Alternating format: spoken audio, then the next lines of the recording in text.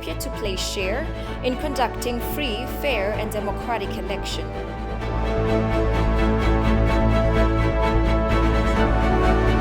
Ethiopian and Eritrean Americans urge representatives in U.S. houses to carefully analyze situation in Ethiopia. And Kenya imposes new lockdown to combat surge in coronavirus infections.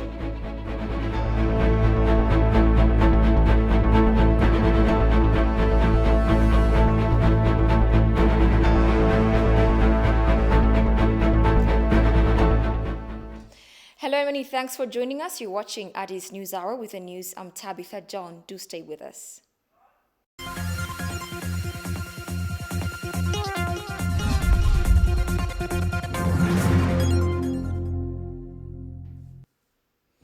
Political parties have called on the National Electoral Board of Ethiopia to play a part in helping conduct free and democratic election. The board, for its part, says it is undertaking promising activities to make the election process free, fair, and democratic.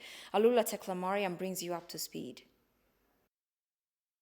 Ethiopia's sixth general election is scheduled to be conducted in almost 2 months' time. Competing political parties are in the midst of election campaigns, promoting their alternative policies and strategies, and now calling the election board to play a role in conducting free, fair, and democratic elections. In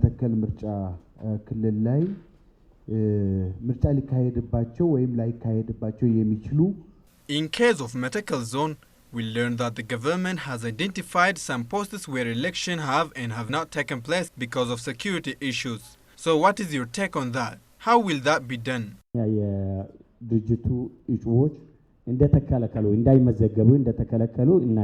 We know candidates of our party are not allowed to get registered. We know the registration includes only at the top level. So, what is the board doing to address this?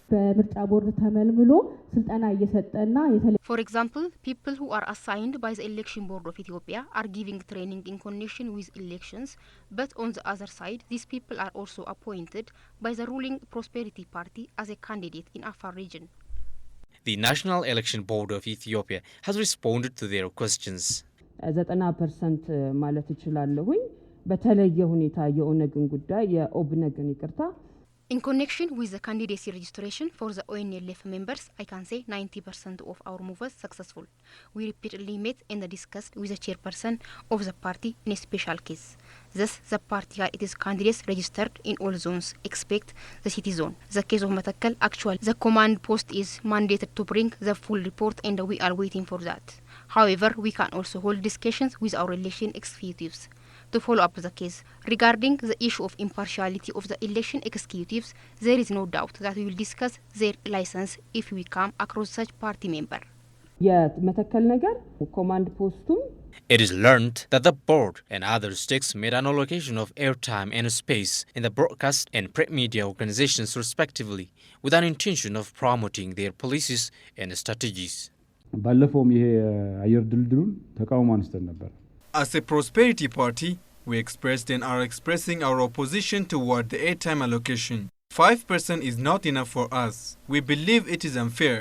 So, there should be an improvement. 5% ጉዳይ ማለት ነው ብልጽግናም ያው እንደገለጸው Even though Prosperity Party opposes this motion, we believe that it is quite fair and that there will not be any other change in this regard. አውጥተን አውርደን የወሰነው ነው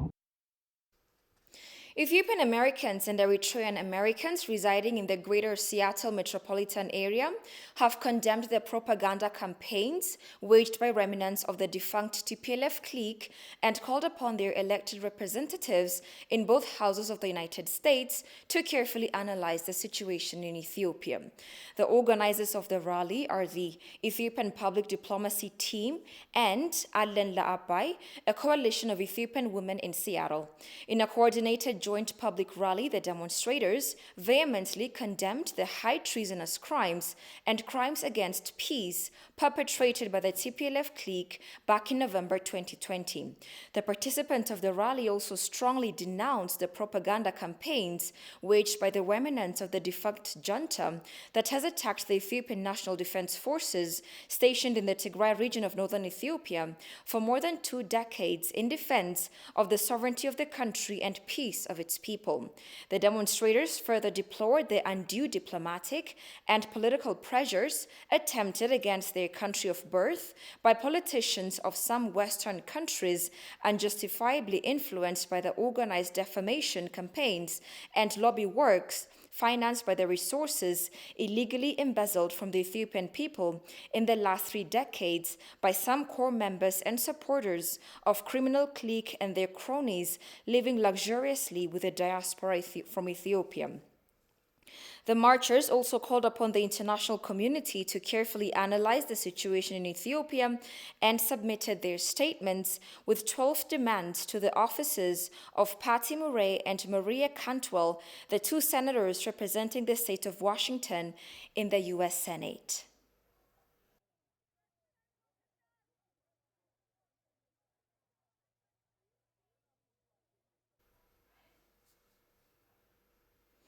Eritrea has agreed to withdraw its troops stationed in Ethiopia's border areas.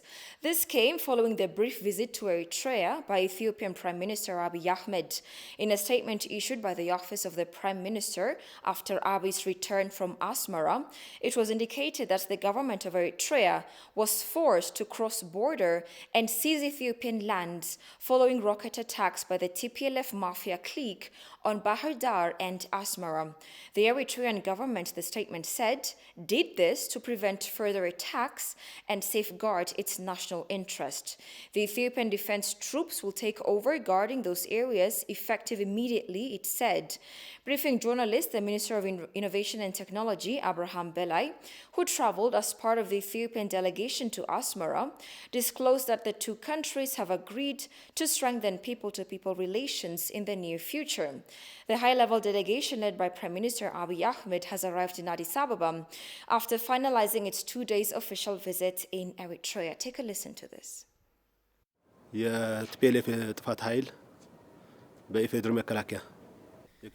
After the TPLF cliques have attacked the northern command in the state of Tigray, they have been firing heavy rockets into Asmara. As a result, the federal government was forced to engage in law enforcement operation against the TPLF gangs. Due to security threat posed by TPLF provoking act, the Eritrean forces approached the Ethiopian boundary. After discussion during the latest visit to Asmara, the Eritrean government has agreed to evacuate Ethiopian land still occupied by its army. Ethiopian defense troops will take control of the areas immediately. They further agreed to strengthen the people-to-people relations at border areas, finalize infrastructure linking the 2 countries, and implement new development projects. We have agreed to work cooperatively to solidify bilateral ties as well as infrastructural facilities. In addition, the 2 countries have agreed to boost people-to-people ties.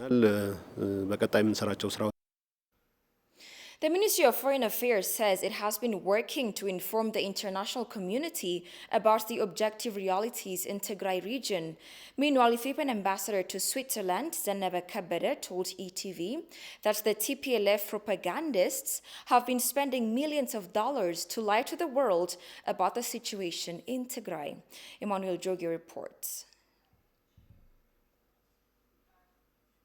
TPLF cronies, spokesperson of Ethiopia's Ministry of Foreign Affairs Ambassador Dina Mufti stated that the ministry is striving to make clear government's activities in Tigray for the rest of the world in different ways. The Ministry of Foreign Affairs, which is leading the diplomatic activities of this country, has been trying to brief resident diplomats in various forums. Our missions abroad also are doing the same. They are knocking at the doors of various forces, various sectors of the countries in which they reside, and they are trying to impress on them what Ethiopia is doing so as to rehabilitate the northern part of the country.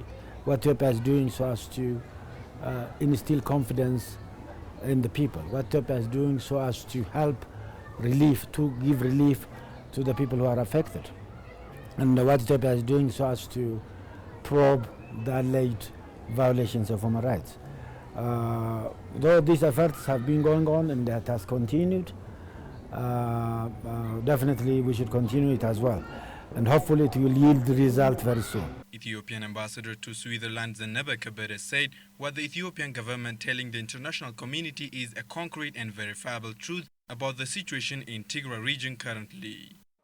The government of Ethiopia is concretely working on the ground what benefits the entire public people of Tigray, and also communicating with the international community an observable and tangible facts on the ground, which anyone can verify by itself. As the situation progresses, where the law enforcement operation has begun and progressing, we have been updating the international community here in Geneva, specifically the UN specialized agencies and other international organizations in Geneva, all permanent missions of the international community, the countries accredited here in Geneva.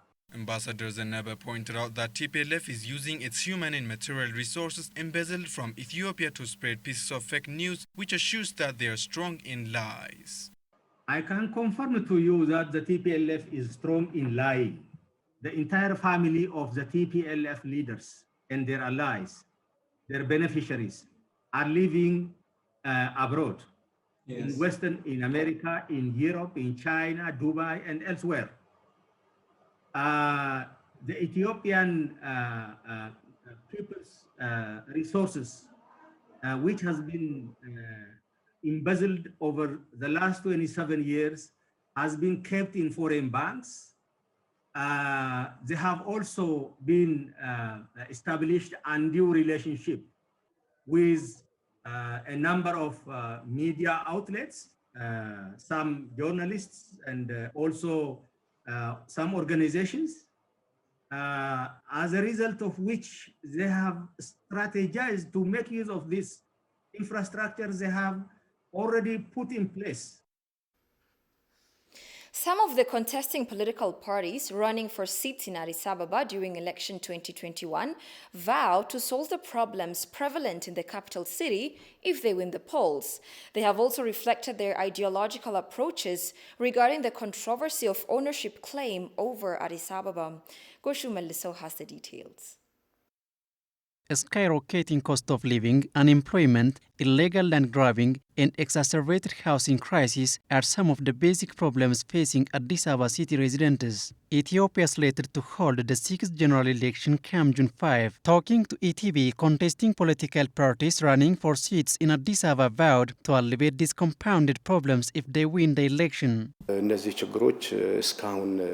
True, residents are facing insurmountable challenges, but we already have the nation on our backs on the path of reform. That's not to underestimate the problems being faced by residents.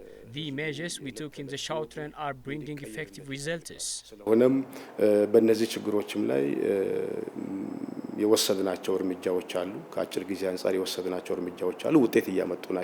A representative of the Ethiopian Citizens for Social Justice Party for his part said their party plans to fix the problem by adjusting the administrative system.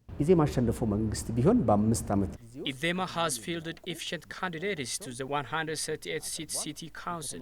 All of these candidates know the city very well. Our party has also identified basic problems of the city via researches it conducted.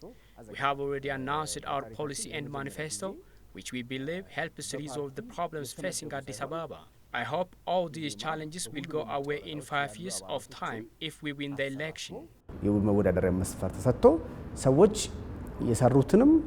ለአዲስ አበባ ያላቸውን ራዕይ መስራት የሚፈልጉትን Political parties also cleared their stance over the claim of the ownership of Addis Ababa city, saying the interest of equality should be respected. The Prosperity Party underscored that polarized political agenda will only compound the problems of this nation.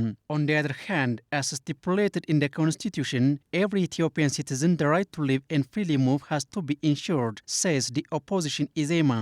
እያንዳንዱ ኢትዮጵያዊ በመላ ሀገሪቱ በነጻነት መንቀሳቀስ We aspire that every citizen has the right to live, freely move and earn wealth as stipulated in the constitution irrespective of his or her nationals. This must be ensured. People should actively take part in any affairs of their country and get political representation where they live. Claiming ownership of over one region for a particular group of people is unacceptable and divisive. Therefore, the residents of Addis Ababa city should be administered by whoever has better policy alternatives and manages to win the city as opposed to this or that group. የሚመስለኝ አዲስ አበባ ህዝብ በመረጠው መተዳደር አለበት። The two parties reaffirmed their commitment to work for a peaceful and credible election. In business news, creating wider market linkage between small-scale micro-enterprises and industrial parks is said to be critical to secure more foreign currency. The second round business-to-business fair has kicked off at Bole Lemi Industry Zone. Habtamu Ashagwe presents the story as follows. The World Bank, cooperatively with the Industrial Parks Development Corporation, is taking Industrial Parks Development Corporation Competitiveness and Job Creation Project initiative. The project is providing necessary items of machinery and technical assistance to over 31 micro and small-scale enterprises. As part of this move, the second round business-to-business fair opened in Bole Lemi Industrial Park. Speaking on the occasion, Industrial Parks Development Corporation Competitiveness and Entrepreneur Director General Unetu Wadajo said the fair is critical to create market linkage between enterprises. በተለያየ የምርትና የአገልግሎት ዘርፍ በማሸጊያ በህትመት በጥበቃ በካተሪንግ በተለያየ አገልግሎት በጉምሩክ ማስተላለፍ እና ፎርዋርዲንግ Over 31 small and medium scale enterprises are participating in this fair. These enterprises have been participating in laminating, printing, security, catering and payment forwarding among other fields. The objective of this event is to improve their service as well as to create market linkage with investors and purchasers in industrial parks.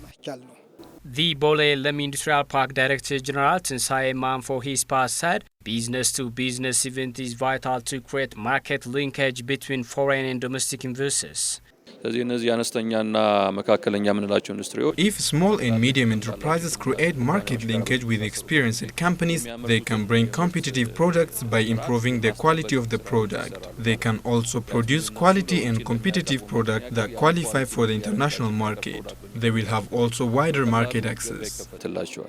Participants told ETV that the B2B event brings advantage to create market linkage with other foreign companies. The first B2B event was organized in Hawassa Industrial Park and further B2B activities will be underway in the near future, it was learned. Ethiopian Airlines, Africa's leading airline, is to trial the IATA Travel Pass, a digital travel mobile app to enhance efficiency in testing or vaccine verifications so as to restart travel.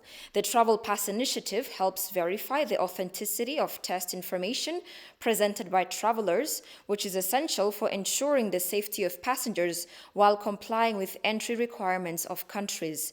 Regarding the trial of the IATA Travel Pass, Tawolde Gebremariam, Group CEO of Ethiopian Airlines, said, quote, digital technology is vital to solve many of the problems that arise from the pandemic. We are glad that we are offering new digital opportunities to our passengers so as to fully and safely restart air travel. Our customers will enjoy efficient, contactless, and safer travel experience with their Travel Pass digital passport.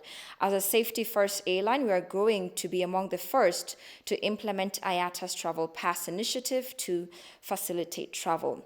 Alexandre de Juniac, IATA Director General and CEO, said Ethiopian Airlines is helping to lay the foundation for a reconnected world in which health credentials, COVID-19 test results to vaccination certificates will play a role.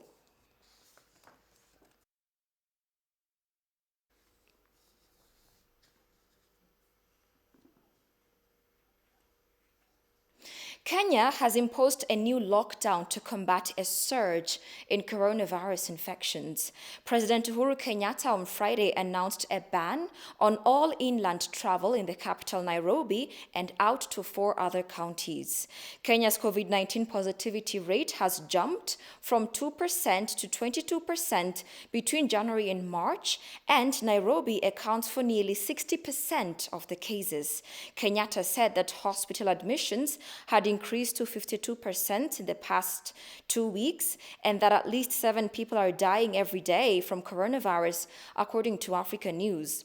No road, rail, or air transport will be permitted in Nairobi, Kajiado, Kiambu, Machakos, and Nakuru.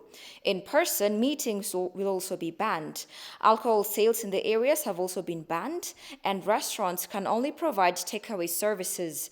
The president also ordered an immediate suspension of all face-to-face teaching, which includes universities, with the exception of students currently taking exams.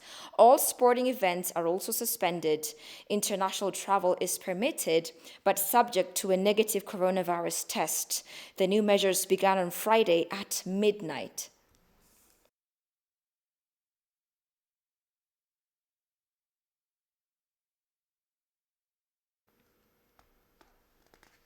And finally, Africa's lesser-known elephant, the forest elephant, though hidden deep in the jungle, remains no less in danger.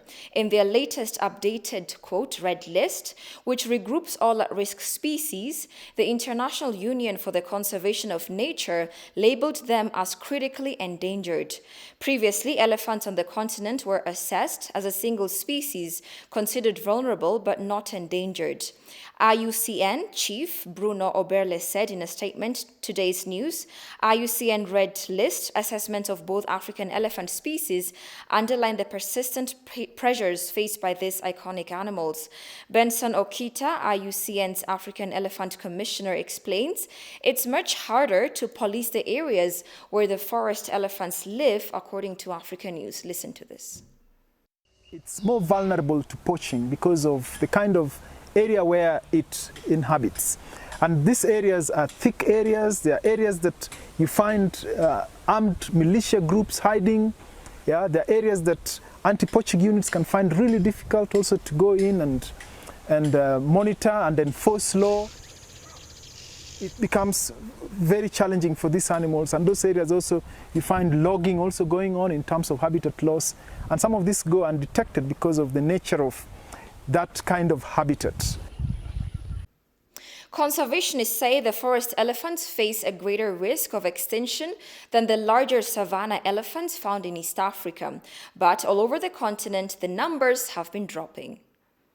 You need to think of the 1960s, 1970s. We were talking of over 1.5 million elephants across the region. Across Africa that time, but since then we have seen those declines that we are talking of numbers now of 415,000. You're watching Addis News Hour. A quick reminder of today's headlines. Political parties call on the National Electoral Board of Ethiopia to play share in conducting free, fair, and democratic election.